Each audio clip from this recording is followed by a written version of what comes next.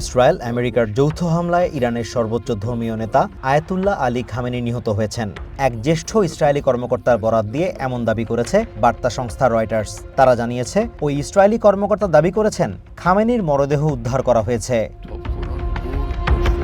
তবে খামেনির কার্যালয়ের গণসংযোগ কর্মকর্তা সৈয়দ মেহেরদাদ দাবি করেছেন, এই ধরনের ভিত্তিহীন খবর প্রকাশ করে শত্রুপক্ষ মনস্তাত্ত্বিক যুদ্ধ শুরু করেছে। অন্যদিকে মাহের এবং তাসনিম এজেন্সির দাবি, খামেনি শুধু সুস্থভাবে বেঁচেই নেই, তিনি শত্রুর বিরুদ্ধে এই যুদ্ধে নেতৃত্ব দিচ্ছেন।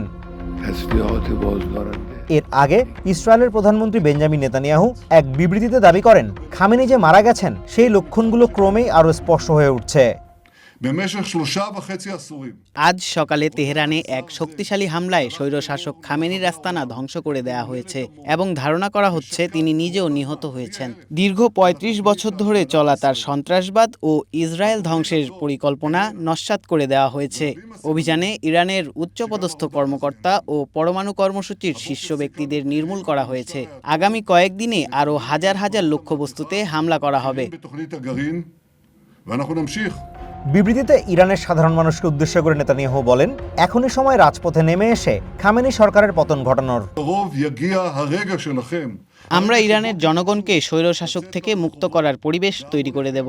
ইরানের নাগরিকদের প্রতি আমার আহ্বান, এই ঐতিহাসিক সুযোগ হাতছাড়া করবেন না। এখনই সময় ঐক্যবদ্ধ হয়ে রাজপথে নামার এবং এই শাসনের পতন ঘটিয়ে নিজেদের ভবিষ্যৎ সুরক্ষিত করার। আপনাদের কাঙ্ক্ষিত সাহায্য পৌঁছে গেছে, আপনাদের ত্যাগ বৃথা যাবে না। Azimur Rashid Kanak, one international desk.